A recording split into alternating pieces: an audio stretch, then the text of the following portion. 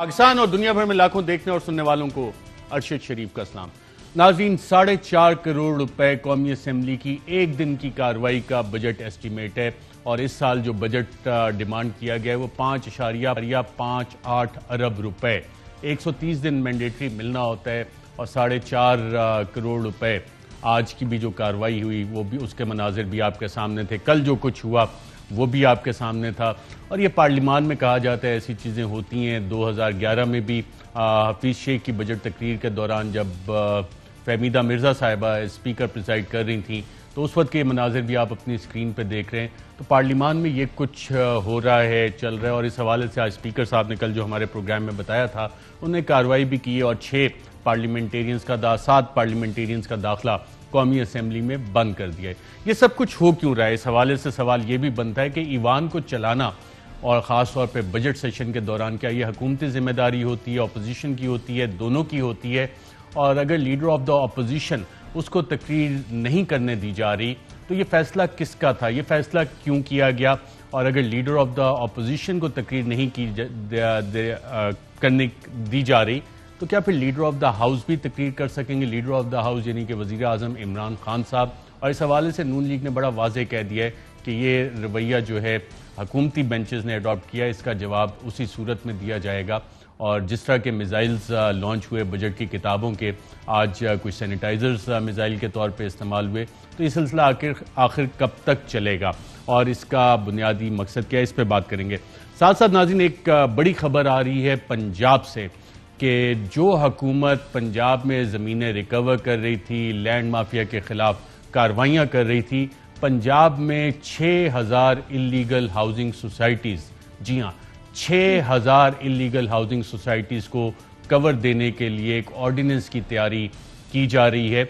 और अब इसकी वजह क्या है? एक तरफ अगर देखें Supreme Court of Pakistan Sindh में एक बड़ी कार्रवाई कर रही है और आज भी जो समाअत हुई सुप्रीम कोर्ट ऑफ पाकिस्तान की, वहाँ से जो खबरें आई, और ये credit supreme Court of Pakistan के ऑनरेबल चीफ जस्टिस और उनके दीगर बेंच के मेंबरान ऑनरेबल जस्टिस को जाता है कि कम से कम एक सही सिमत में पाकिस्तान को डालने की कोशिश हो रही है। और पर्चियों पे जो एलोकेशंस होती थी, किसी की ख्वाहिशात पे होती थी और अरबों रुपया इन गैर कानूनी अलॉटमेंट से बनाया गया, उस हवाले से ज़ीरो टॉलरेंस की पॉलिसी। और शायद पाकिस्तान के जो मसाइल हैं, जितने माफियाज बैठे हैं मुख्तलिफ सेक्टर्स में, और एक कंस्ट्रक्शन माफिया बैठा है, कब्जा माफिया बैठा है, लैंड जो ज़मीनों पे कब्जा करता है, उसके हवाले से सुप्रीम कोर्ट का पावरफुल मैसेज आ रहा है। तो क्या पंजाब हुकूमत इसके ऑपोजिट काम करने जा रही है और इसको लीगल कवर देने की भी कोशिश हो रही है? और सुप्रीम कोर्ट में आज जो कार्रवाई थी कि जिन लोगों ने ये इलीगल कार्रवाइयाँ की हैं उनमें से किसी को नहीं छोड़ा जाएगा। तो अगर वज़ीर आला पंजाब में 6000 इलीगल हाउसिंग सोसाइटीज़ को चाहे कानूनी तरीक़ाकार अपनाते हुए भी कवर करने की कोशिश करते हैं तो कल को क्या इनके खिलाफ और जो जो लोग इस कार्रवाई में मुलव्विस होंगे उन सब के खिलाफ इसकी कार्रवाई होगी? अब बड़ा आसान तरीका है, पहले एक ज़मीन पे कब्जा करो, जगह पे कब्जा करो, हाउसिंग सोसाइटी लॉन्च कर दो, पाकिस्तानियों को, ओवरसीज़ पाकिस्तानीज़ को आप जगह बेच दें और उसके बाद कहें ओहो देखें जी इतने सारे लोगों की स्टेक्स इसमें इन्वॉल्व हो गई हैं, अवाम का इंटरेस्ट इन्वॉल्व हो गया, ये गरीब लोग किधर जाएंगे, इतने अरबों की इन्वेस्टमेंट हो गई, इसे आप अब लीगल कर दें। इसका बड़ा आसान तरीका है कि जो जो अफसरान, जो जो हुक्मरान इसमें मुलव्विस हों उन सबको पकड़ा जाए, उनके अकाउंट्स फ्रीज की जाएं, उनकी जायदादें फ्रीज की जाएं और उससे कंपनसेशन इन लोगों को दी जाए और किसी अफसर को ना छोड़ा जाए। शायद फिर पाकिस्तान में ये कब्जा माफिया रुक सकता है। इस हवाले से जो सुप्रीम कोर्ट की आज कराची रजिस्ट्री में जो समाअत हुई उस पर थोड़ी तफसील से आपको बताएंगे कि क्या मामला सामने है। और आज प्रोग्राम में हमारे साथ इस्लामाबाद स्टूडियोज में मौजूद वफाकी वजीर बराए बहरी अमूर जनाब अली ज़ैदी साहब। मिनिस्टर साहब बहुत शुक्रिया प्रोग्राम में शिरकत करने का।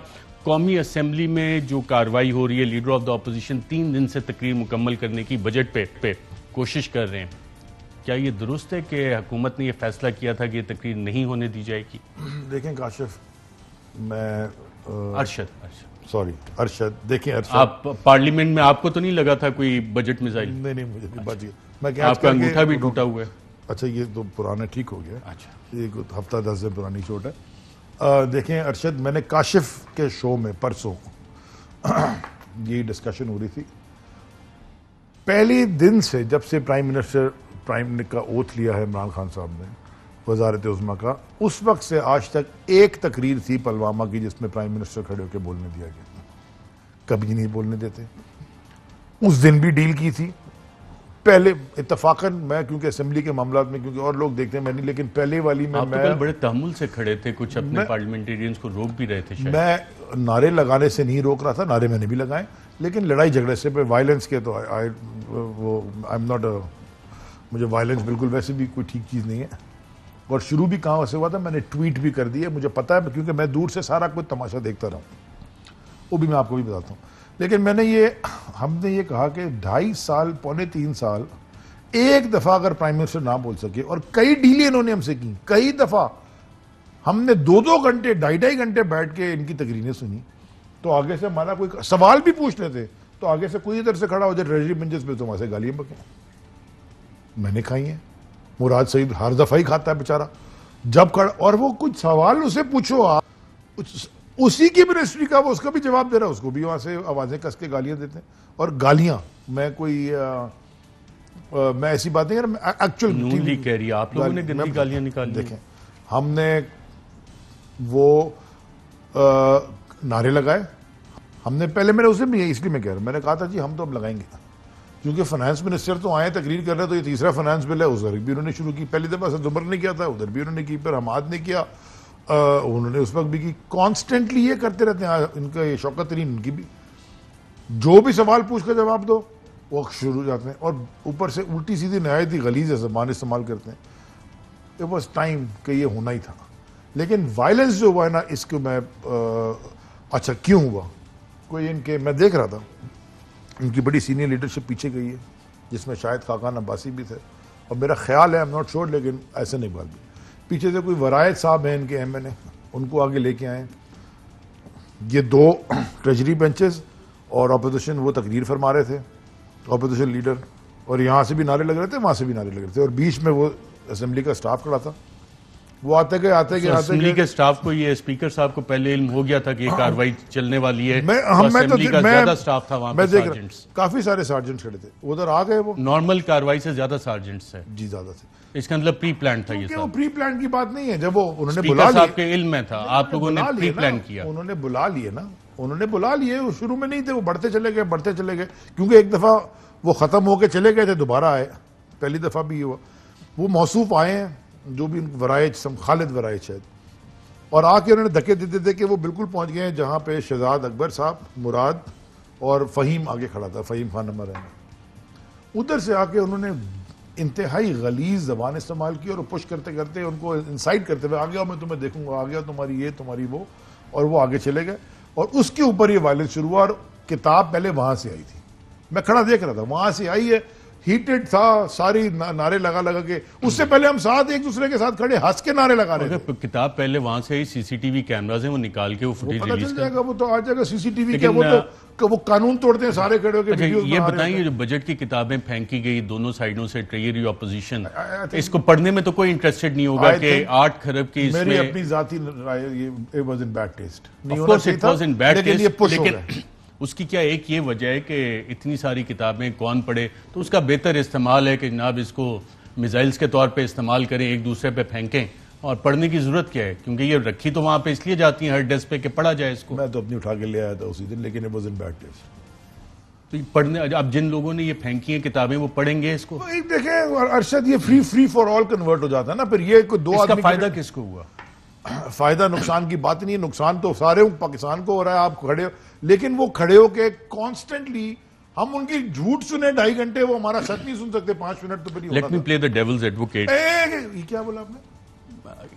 In the notions of false objectivity and balancing. Devil's advocate, let me play the devil's advocate. ओ भाई, शैतान को वकील की कब जरूरत होती है?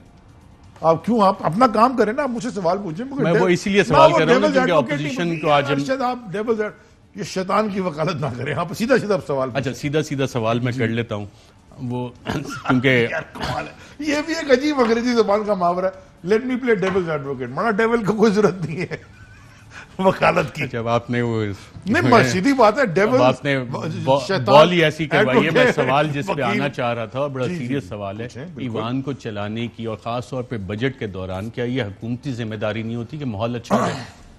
अब ये मैं आपको क्लियर कर देता हूं ना, इससे आगे चले जाते हैं एक स्टेप। मैं आपसे कह रहा हूं ना टीवी पे आ जाएं, तशरीफ ले आए अपोजिशन लीडर का। शुरू के 5 मिनट अपनी तकरीर में या शुरू के 2-2.5 मिनट में ये कह दें कि जी मैं अपनी तकरीर मुकम्मल करूंगा आज, मेरी दरख्वास्त है ट्रेजरी बेंचेस से कि खामोशी से सुन लें, सारी बात को मेरी डिसरिगार्ड कर दें, खामोशी से सुन लें। मैं डिक्टेट नहीं करना चाह रहा कि वो क्या कहें, मैं सिर्फ ये कहना चाह रहा हूं कमिटमेंट दें वहां खड़े होकर फ्लोर ऑफ द हाउस, वो जो कमरों में जाके देते हैं ना, वो नहीं कि जब इसके बाद ट्रेजरी बेंचेस से भी तकरीर होगी तो हमारे लोग भी खामोशी से आराम से बैठेंगे, हम उनको तकरीर मुकम्मल करने देंगे। अच्छा, क्या ये बात सच है कि आपकी पार्टी के व्हाट्सएप ग्रुप्स में ये फैसला हुआ था कि लीडर ऑफ द ऑपोजिशन को और ऑपोजिशन को ये तकरीर नहीं करने दी? अरशद, मैंने तो यार टीवी के ऊपर बैठ के बोला कि मैं अकेला भी खड़ा होना होता तो होता, सारे जितने हमारे लोग थे, हमने कहा सर कोई नहीं खड़ा, डेविल एडवोकेट ना बने ना, नहीं मैं डेविल एडवोकेट नहीं बनता, मुझे हमारे पार्टी में डेविल नहीं है तो हमें एडवोकेसी की जरूरत नहीं, अच्छे लोग हैं हम सारे। उधर आप डिस्कशन हुई, जब आप आते हैं ऑपोजिशन की तरफ तो बनना पड़ता है डेविल का एडवोकेट, तो हमारे यहाँ तो डेविल है कोई नहीं। डिस्कशन हुई थी व्हाट्सएप ग्रुप्स में कि हर व्हाट्सएप के सारे फोरम पे हुई थी, हर आदमी कह रहा था, एवरीबडी जो भी था वो कहता था। फैसला हुआ था कि नहीं करने देंगे अगर ये फैसला तो जमहूरी अमल है, तो वो जो ज्यादा लोग मुझे सारे ये कह रहे थे कि ये तकरीर नहीं, बस ये जो हमारी जो सीनियर लीडरशिप है वो तो आगे बैठती है ना, हम तो पीछे वाले तीसरी रो पे हैं, मैं तो सीनियर लीडर नहीं हूं अल्हम्दुलिल्लाह। जो बैक बेंचर्स होते हैं ना, नहीं मैं मिडिल में हूं थोड़ा, मतलब बिल्कुल बैक पे नहीं हूं, बिल्कुल फ्रंट पे नहीं हूं, मतलब वो सारों के सामने डिस्कशन हुई। आई वॉज वेरी क्लियर कम से कम अपनी तरफ से, और दूसरे भी बिल्कुल साफ थे। उन्होंने कहा जी ये तो नहीं हो सकता कि हमारे प्राइम मिनिस्टर को आप गलीज गालियां बकें और हम उनकी बैठ के ऐसे तकरीर सुनते रहे, और हमने अपनी जगह खड़े होकर प्रोटेस्ट किया जो हमारा राइट था। वो आके वो वराइश ने आके सारा तमाशा शुरू किया, जब वो ही हंस रहे थे उधर भी खड़े होकर स्माइलिंग नारे लग रहे थे। वजीर आजम ने पार्लिमानी पार्टी का इजलास बुलाया है, कब तक ये सिलसिला चलेगा या कल? ये तो मुझे नहीं पता, सुबह देखते हैं। और बजट पास हो जाएगा, अगर यही हालात रहे तो बजट कैसे पास इंशाल्लाह हो जाएगा कल तक। मैंने आपको भी सोल्यूशन भी दे दिया ना, खड़े होकर बोल देना शहबाज साहब ने, बड़े वो ऑपोजिशन के नून लीग ये इल्जामात लगा रही है कि वजीर आजम साहब की डायरेक्शन पे ये सब कुछ हो रहा है। नून लीग को क्या पता, नून लीग को नून लीग कौन है हमारी तर्जुमानी करने वाली? क्या वो जो मर्जी बोलते रहे, सच कब भी बोला है उन्होंने, वो खड़े होकर डाइस में झूठ बोल रहे होते हैं, तो क्या बात कर रहे हैं? यानी प्राइम मिनिस्टर साहब की कोई हिदायत नहीं थी, आप लोगों ने खुद ही फैसला कर लिया? प्राइम मिनिस्टर साहब असेंबली के ऊपर चलाते हैं लीडरशिप सारी। प्राइम मिनिस्टर साहब तो जो भी उनके सामने बोला, प्राइम मिनिस्टर को हमने साफ साफ कहता सर हम तो अब एक दफा तो हम इनको चुप कराएंगे, हम इनको नहीं बोलने देंगे, हम थक गए सुन के 2.5 घंटे झूठ सुनो, 2.5 घंटे हम गालियां खाएं, सुनते रहे बैठ के जी कि हम अपोजिशन में नहीं है और ट्रेजरी में सुनते रहे जी। ये तो कब से करते आए, 2012 के बजट में आपके पास होगी क्लिप, वो एक मुक्काबाजी होती रही। वो मुझे याद पड़ा शायद फारूक लगारी साहब ने भी एक दफा जब प्रेसिडेंशियल एड्रेस देने आए थे, बेनजीर साहबा की दूसरी हुकूमत थी, तो वो डांस हो रहा था और डायस के सामने और इनकी खवातीन आपस में लड़ गई थी। देखे ना, ये तो अब बाय द वे दुनिया की बड़ी बड़ी असेंबलियों में ये हुआ है। ये कोई नहीं कि जमहूरियत खतरे में आ गई है, एक खामा का नैरेटिव बनाना चाहते हैं। कौन सी असेंबली है दुनिया की, उसमें हर जगह की मैं आपको दिखा सकता हूँ कि ये हुआ है। बहुत एक दफा नहीं, कई कई 3 दिन से ये हो रहा है। 4.5 करोड़ रुपए एक दिन का खर्चा है, और आपने जो बजट डिमांड मांगी है तो तकरीबन बजट डिमांड असेंबली का खर्चा हमें मिनिस्टर की तनख्वाह 2.25 लाख रुपए बड़ी मुश्किल से मिलती है। आप अपनी तनख्वाह का 15% दे दिया करें तो हम जरा रह लें आराम से। अच्छा, मिनिस्टर्स जो अरबों रुपए के जो आप ठेके करते हैं, कॉन्ट्रैक्ट नहीं, मैं ठेके क्या मतलब ठेके करके मैं चोरी करता हूं उसमें से? मैं कोई नून लीग का वजीर नहीं हूं भाई, मैं बाबर गौरी भी नहीं हूं, मैं नून लीग का वजीर भी नहीं हूं। मैं हर चीज हम तो तनख्वाह बढ़ा लेना, वजीर आजम से कहे मैंने तो नहीं बढ़ानी ना आपकी तनख्वाह बढ़ाएंगे तो सबसे पहले शो करोगे, तो काम करे ना, जस्टिफाई करे उसको। अरशद शरीफ सुबह 7 बजे से उठे, रात अभी 11 बजे तक आप शो करके घर जाके फाइलें निकालनी। अब किस वक्त कौन सा काम? मीडिया तो 24/7 मेहनत कर रहा होता है। आपका शो होता है 10 से 11, उसके लिए मेहनत कितनी होती है? तो हमारे लिए भी बड़ी मेहनत होती है। हम वीकेंड में नहीं है, लोगों को हमारी मेहनत तो नजर भी आती है, आपको भी नजर आती है। मेरे ख्याल में 2.5-3 साल में 2 दिन छुट्टी कोई नहीं थी। वो जो कोरोना में जब उनकी तबियत, वो कोरोना उनको हुआ था, तबियत उनकी ठीक थी, तो हम कहते थे शुक्र है 2-4-5 दिन रेस्ट तो कर लेंगे, उधर भी मीटिंग कर रहे होते थे। आज की नाज़रीन कराची के मामलात, क्योंकि आप कराची की नुमाइंदगी भी करते हैं, वोट भी आप से लिए, वहाँ से एमएनए भी इलेक्ट हुए। आज नाज़रीन सुप्रीम कोर्ट ऑफ पाकिस्तान में एक इंतहाई अहम समाअत हुई, और कराची में जो एक का बाजार गर्म हुआ था, लूट मार का, जो लैंड माफिया का था, इंक्रोचमेंट्स का बाजार था, कब्जा माफिया, उसको सुप्रीम कोर्ट ऑफ पाकिस्तान ने आज हेड ऑन लिया है। और ऑनरेबल चीफ जस्टिस गुलजार अहमद साहब और उनके बेंच के दीगर मेंबरान ने इंतहाई अहम ऑब्जर्वेशंस और अहकामात इस हवाले से दिए। आज की कार्रवाई के चंद चीदा नुकात आपको बताते हैं कि जस्टिस एजाजुल एहसन साहब ने पूछा कि जनाब 2017 से रिकॉर्ड अब तक कंप्यूटराइज क्यों नहीं हुआ। आप 2-2 माह मांग रहे थे मगर बरसों गुजर गए। आखिरी बार 2 माह का वक्त 2018 में मांगा गया। चीफ जस्टिस गुलजार अहमद साहब ने कहा किसी की जमीन किसी को अलॉट कर देते हैं आप लोग। रेलवे अराजी पर बुलंद और बाला इमारतें बना दी गईं। चीफ जस्टिस गुलजार अहमद का मजीद कहना था कि रेलवे जमीन रेलवे मकासद के लिए दी गई मगर कमर्शियल कर दी गई। रेलवे अपनी सोसाइटीज की सारी जमीनें वागुजार कराए। चीफ जस्टिस गुलजार अहमद का यह भी कहना था कि हजारों घर बना दिए गए रेलवे की जमीनों पर। गुलशन इकबाल रेलवे ट्रैक पर घरों पर घर बना दिए गए। हजार गज के बंगले कौन खाली कराएगा। ये सब गैर कानूनी तामीरात हैं। रेलवे वकील का एतराफ भी सामने आया कि रेलवे लैंड से अरबों खरबों रुपए बनाए गए। एक और अहम जो आज सुप्रीम कोर्ट ऑफ पाकिस्तान ने फैसला दिया उसमें अदालत ने नस्ला टावर को गैर कानूनी करार दिया। अदालत ने नस्ला टावर को फौरी गिराने का हुक्म भी दे दिया। कराची में सारी चाइना कटिंग इसी तरह हो रही है। ये चीफ जस्टिस गुलजार अहमद साहब की ऑब्जर्वेशन थी। साथ उन्होंने कहा कि जमीन कुछ होती है, कब्जा इससे ज्यादा कर लिया जाता है। इमारत गैर कानूनी है, इमारत गिराई जाए। चीफ जस्टिस गुलजार अहमद का मजीद कहना था कि बच्चों के खेलने की जगह पर शॉपिंग सेंटर्स और क्लब बना दिया गया। जितनी मशीनरी चाहिए ले जाएं और सब गिराएं।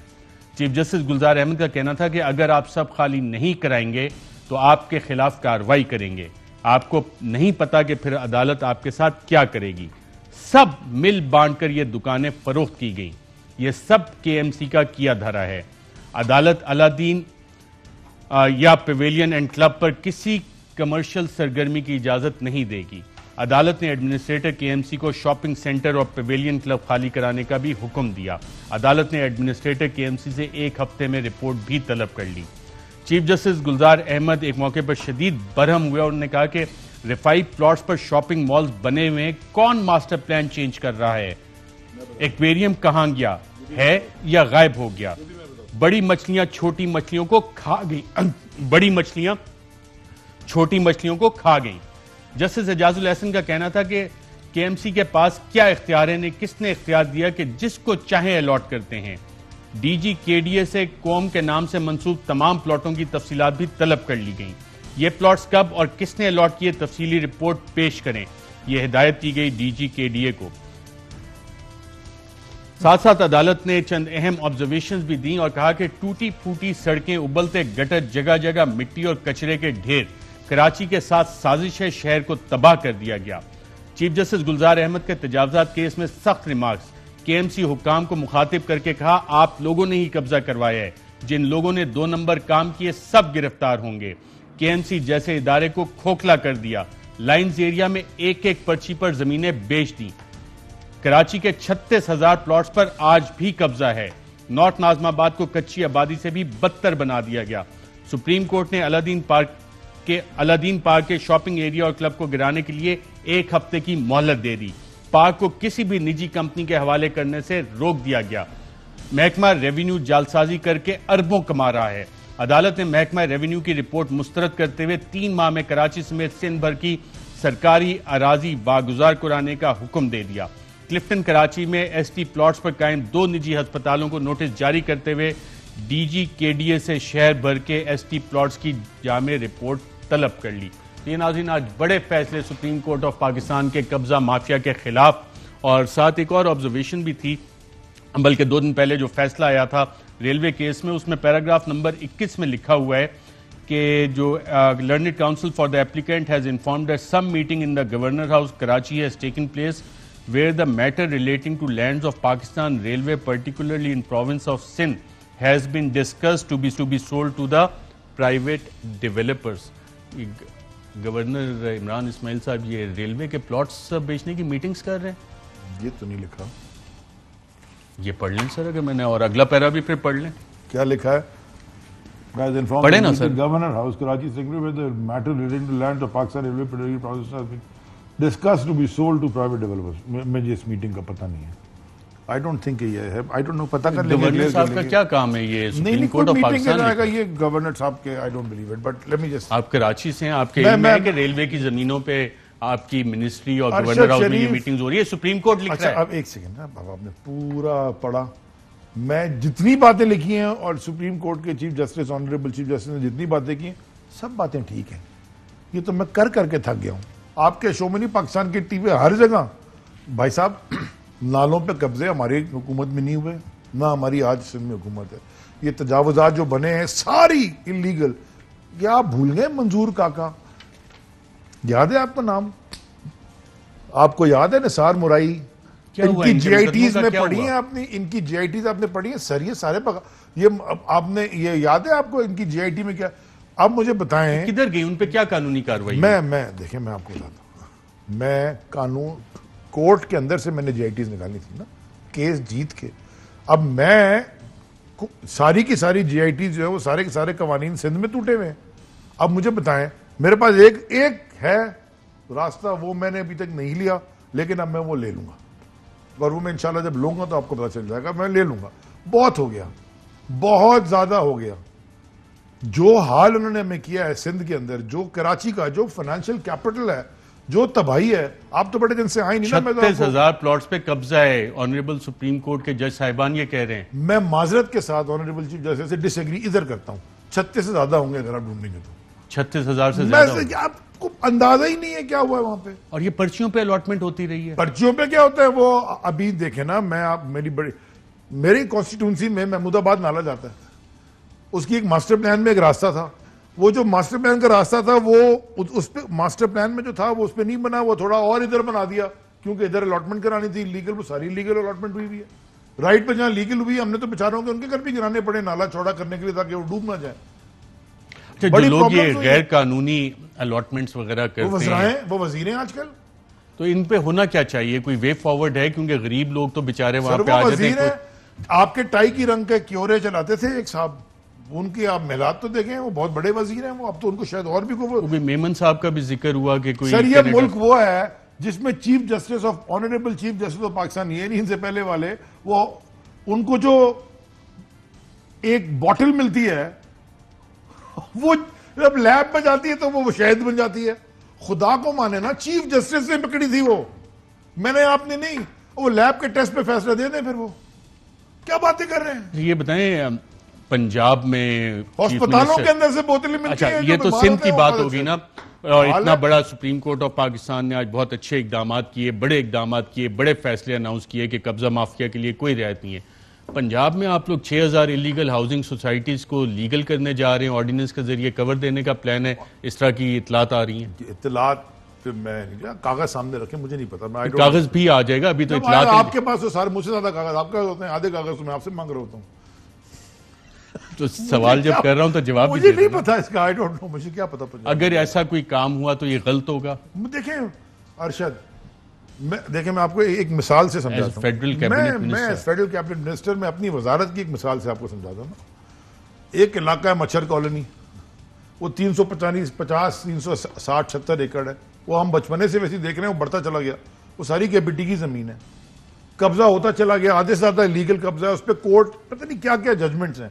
उन सारों पे मीटर भी लगे हुए हैं, गैस के और बिजली के मीटर भी लगे हुए हैं, क्योंकि वो मीटर गैस भी चोरी होती है, बिजली भी चोरी होती है। वो जो यूटिलिटी वाले उन्होंने कहा बिल ही रिकवर कर लो, हुकूमत तो कुछ कर नहीं रही, कराने वाले कौन है? देखें ये तो पूरे पाकिस्तान के अंदर एक सिस्टम था भाई, जब लीडरशिप खुद करवा रही थी तो ये चले जरा रायवेंड को भी चेक कर लीजिएगा कभी आप।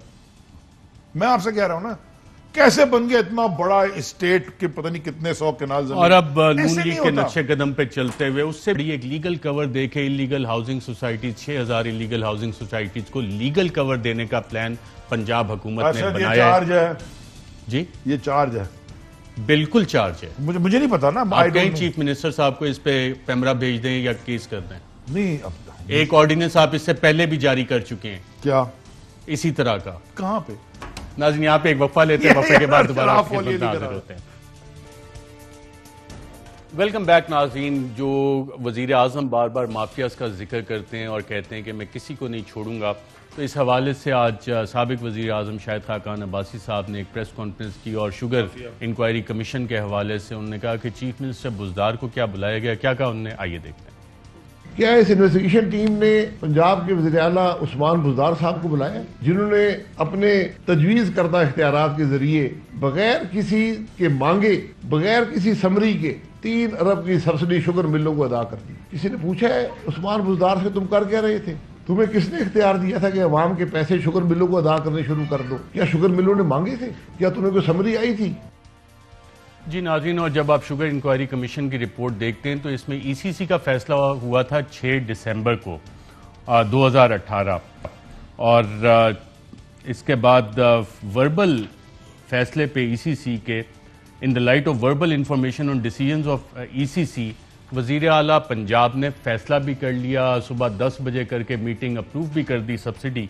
सवाल तो बड़ा लेजिटिमेट और वैलिड है, तो ये किस तरह उस्मान बुज़दार साहब ने ये सब्सिडी दी थी? 2-3 बातें। जब आपने माफिया का जिक्र किया तो ये माफिया हेड जो होते हैं ना वो बड़े कूल ठंडे, पता नहीं चलता कि माफिया हेड्स हैं। वो खड़े होकर टीवी के ऊपर ऐसे बयान भी देते हैं। सबसे बड़े माफिया हेड तो ये हैं, खुद मौसूफ, बहुत साफ सुथरे बनते हैं, अच्छी अच्छी बातें करते हैं। वैसे मेरे वालिद ने तो कभी नहीं कराया। आपके वालिद ने भी कोई नया नेशनल बैंक से 1 अरब रुपया माफ कराया था 1985 में? नहीं ना, मेरे वालिद ने भी नहीं कराया था, हमें भी नहीं मिल रहा था। लेकिन सवाल मेरा अपनी जगह पे, मैं उसी का जवाब में आ रहा हूं। ईसीसी डिसीजन क्या फाइनल होता है जिसकी बुनियाद पे ये किया जा सके? सवाल का जवाब ले लेना प्लीज, आप वो शैतान के वकील ना बने। मैं कमीशन ऑफ इंक्वायरी मैं आ रहा हूं उस पे, जरा 1 सेकंड सबर।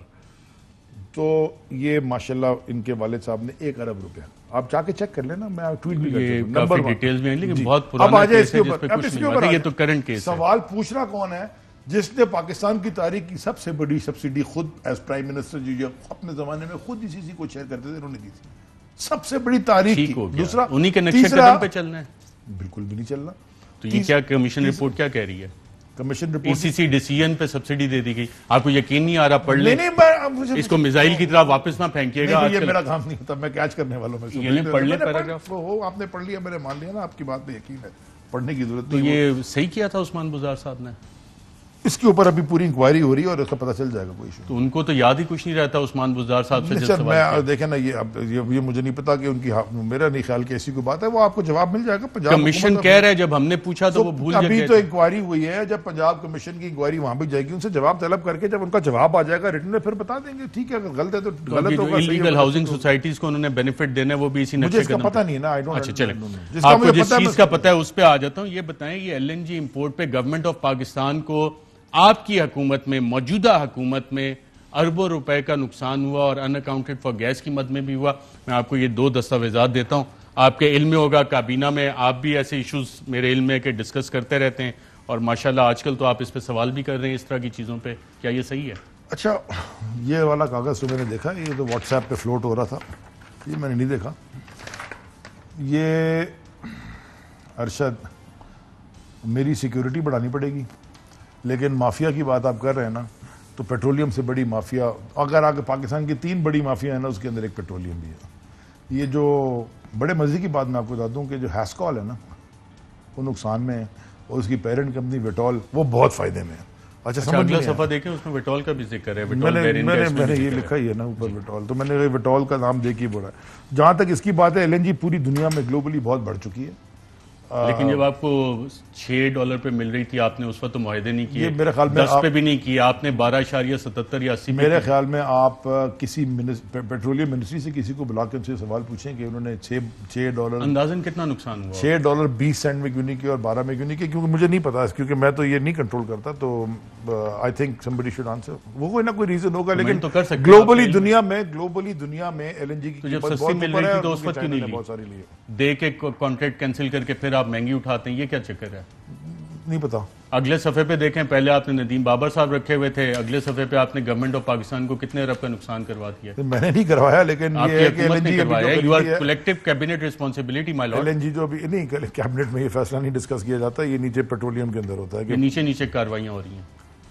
मैं आपसे कह रहा हूँ LNG पेट्रोलियम ओवरऑल बड़ा माफिया है। पाकिस्तान को नुकसान हुआ, अब मेरे ख्याल में महंगी है एलएनजी, लेकिन अब मजबूरी अगर चाहिए तो जो भी नोट पड़े कीमत गवर्नमेंट ऑफ global पाकिस्तान है, को कितने का नुकसान हुआ और क्या लिखा वो हुआ? मैंने पढ़ लिया, मुझे नजर आ गया। कितने बिलियन है? कोई आप हिसाब किताब में अच्छे हैं ना? कोई 180-90 मिलियन डॉलर महंगी है 4 महीने से, लेकिन ग्लोबली महंगी हो गई है ना। 80-90 मिलियन इसी तरह डॉलर लगता है, मेरे पास कैलकुलेटर नहीं है मगर इतना ही बनता है, लेकिन ये पूरी दुनिया में महंगी हो गई है इस वक्त एलएनजी। और नुकसान गवर्नमेंट ऑफ पाकिस्तान को लिखा हुआ गवर्नमेंट है। ऑफ पाकिस्तान क्या होती है, अवाम का पैसा होता है। अवाम को सो नुकसान देयरफॉर मैं एक कमेटी को चेयर करता हूँ, cabinet committee on transportation and logistics. उसमें दो मीटिंग्स हुई हैं, तीसरी इंशाल्लाह है इसी हफ्ते। उसमें मैंने यूएफजी का भी क्वेश्चन किया हुआ है, वो देंगे आके मुझे बताएंगे। यूएफजी में भी आपको पता लगा होगा कि यूएफजी अनअकाउंटेड फॉर गैस, उसका मतलब क्या है? चोरी। बिल्कुल चोरी ना, लेकिन कितने लेकिन- परसेंट है लेकिन लीगल चोरी? लेकिन लीगल नहीं होती, लेकिन मेरे ख्याल में 8.5 शायद एसएनजीपीएल कहती है, क्योंकि फिगर्स हैं 5 से 7%। 13% एसएसजीसीएल कहती है और एसएसजीसीएल की 13 13.5, लेकिन वो सारा देखें। यूसुफ रजा गिलानी साहब जब वजीर आजम थे 5 से 7% यूएफजी गई थी और सुप्रीम कोर्ट ऑफ पाकिस्तान में इस केस के हवाले से बहुत स्ट्रांग ऑगरा स्कैम जिसको कहते हैं ऑब्जर्वेशंस और फैसले आए थे। आप 13% बता रहे हैं। मैं आपको बता रहा हूँ, the Swiss have to tighten their belts very quick. अच्छा, कुछ बारी बारी पीएम साहब ने कहा ना, सारे किसी को नहीं छोड़ूंगा, तो बारी बारी सबकी बारी आएगी, चलिए। फिक्र ना करें। बारी बारी। और नाज़रीन इसके बाद कुछ बातेंगे केपीटी की, उसमें अभी वजीर कर लेना, ब्रेक से पहले करें ना। एक ब्रेक वक्फा लेते हैं नाज़रीन, यार, ब्रेक के वक्फे बाद में इस जा पर रहे बात हो। करते हैं। वेलकम बैक नाज़रीन। वजीर साहब, केपीटी इसमें कुछ आप तैनातियां वगैरह, कुछ एक्सपायर्ड कॉन्ट्रैक्ट वाले लोग बैठे हैं, नई तैनातियां नहीं कर रही, क्या मामला है, क्यों नहीं कर रहे? अच्छा, आपने ना ब्रेक से पहले केपीटी की बात की तो मैंने आपसे ब्रेक में भी कहा, मैं दोबारा कह रहा हूँ, आप 1 घंटे का नहीं 2-3 घंटे के शो करें, बल्कि साथ चलें। और मैं इसलिए बड़े रिलैक्स होकर बैठा हूँ, बिकॉज मुझे बड़ा नादिर मुमताज साहब का कॉन्ट्रैक्ट नादिर मुमताज वराइच एफबीआर से मैंने उनको एडिशनल सेक्रेटरी बनाया था लेके, हम मेरी मिनिस्ट्री ऑफ मेरीटाइम में। उन्होंने कोई साल से ऊपर एज एडिशनल सेक्रेटरी काम किया। जब पिछले केपीटी के चेयरमैन साहब का ख़त्म हो गया टेन्योर, तो हमने अखबार में इश्तिहार दिया। अखबार में इश्तिहार देके 50-60 लोग पता नहीं कितने इंटरव्यू किए। एडिशनल सेक्रेटरी मेरीटाइम थे, इनको सिर्फ एडिशनल चार्ज दिया हुआ है जब तक, और हमने सारे इंटरव्यूज खत्म कर लिए। एडिशनल चार्ज भी 8 जून को एक्सपायर हो हाँ, कैबिनेट में समरी इस हफ्ते होगी, इस हफ्ते हो जाएगी। जी जी। उन्होंने खुद भी इंटरव्यू दिया, के उन्होंने खुद भी इंटरव्यू दिया है। केपीटी यानी कि नादिर मुमताज साहब ही जी, आएंगे। उन्होंने खुद भी इंटरव्यू दिया। ये तो कैबिनेट फैसला करेगी भाई, 3 नाम कैबिनेट के पास जाएंगे, कैबिनेट फैसला करेगी। आप कहेंगे तो मैं आपको बता दूंगा जब मैं कैबिनेट में समरी आ जाएगी किस किस के नाम कहते केपीटी हैं। बोर्ड में आपने 4 ऐसी शख्सियतें लगा दी जिनका पीटीआई से ताल्लुक है। इसका क्या मतलब होता है? पीटीआई में जानवर है क्या? अगर कोई अच्छा आदमी है, अच्छा काम कर रहा है, तो पीटीआई में हो या पीटीआई के बाहर हो, उसका क्या ताल्लुक है? इसका मतलब होता है सियासी तैनाती। नहीं, कोई सियासी तानियात नहीं है। सियासी बोर्ड में कमांडर कराची का कौम कार भी बैठते हैं, महमूद उनका- मौलवी भी बैठते हैं। महमूद मौलवी तो पिछले बोर्ड में भी थे, वो अब ऐसे पीएम बन गए, वो तो इस्तीफा देने वाले हैं बोर्ड से, बिकॉज मंसूर शेख अभी ये आए। पीटीआई से ताल्लुक है। मंसूर शेख एक मिनिस्टर रह चुके हैं गवर्नमेंट में, सिंध पीपल्स पार्टी की गवर्नमेंट में पहले मिनिस्टर रह चुके हैं, वो बाद और में अब पीटीआई PTI में आ के गए। साथ जी, हैं। पीटीआई में। जुबैर गिलानी साहब PTI जुबैर के गिलानी पीटीआई में तो कभी भी नहीं थे। जुबैर गिलानी एक पुराने हमारे खान साहब के पुराने दोस्त थे, बीयूआई के चेयरमैन थे पिछले। तो बीयूआई का चेयरमैन अगर केपीटी का बोर्ड में नहीं, और केपीटी के बोर्ड में तनख्वाह कितनी मिलती है? बोर्ड की फीस कितनी? तनख्वाह तो मिलती नहीं। बोर्ड की फीस है 1200 रुपए। अरबों रुपए के आपके पास अरशद शरीफ, जरा सबर करो 1 मिनट।